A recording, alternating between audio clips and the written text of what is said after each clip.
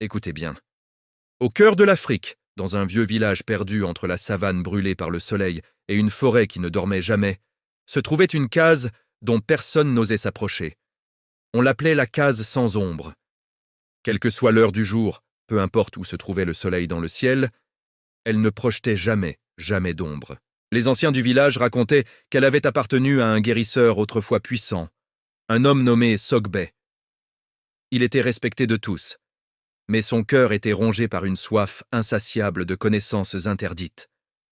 Fasciné par les esprits de la nuit, il voulait maîtriser leur pouvoir et plier la réalité à sa volonté. On dit qu'un soir, alors que la lune était cachée et que le silence régnait, il a franchi les limites sacrées du monde des vivants. Il a prononcé une incantation qu'aucun mortel n'aurait jamais dû connaître. Et depuis cette nuit funeste, Sogbe a disparu, et sa case a perdu son ombre. Dans ce même village vivait un jeune homme, Oma, aussi courageux qu'il était curieux. Ses amis lui avaient maintes fois répété la terrible légende, lui interdisant formellement de s'approcher de cette case maudite. Mais un soir, piqué au vif par les moqueries sur son courage, sa fierté le poussa à commettre l'irréparable. Armé d'une simple lampe tempête dont la flamme dansait nerveusement, il attendit que la lune soit haute dans le ciel noir et se dirigea vers la case sans ombre. Le silence autour était si lourd, si pesant qu'on aurait pu le toucher. Même le vent semblait retenir son souffle, refusant de s'aventurer par là.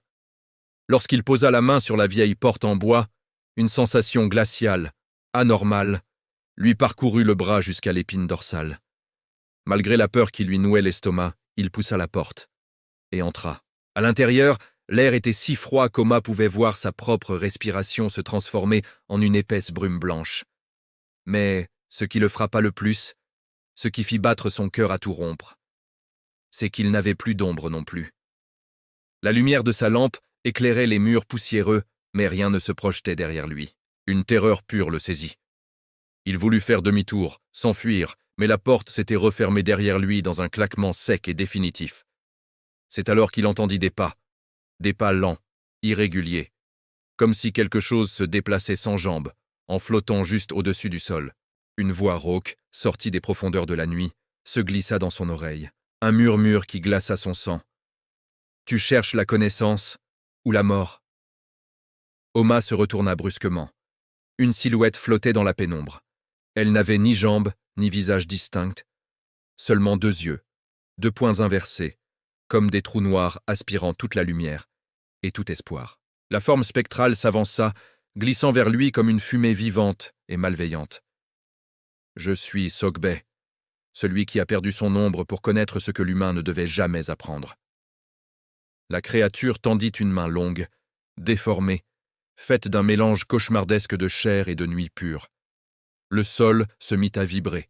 La case tout entière sembla respirer, comme un monstre qui se réveille. « Tu es entré dans mon domaine. Maintenant, ton ombre m'appartient, pour l'éternité. » Une force invisible et irrésistible attira Oma vers le sol.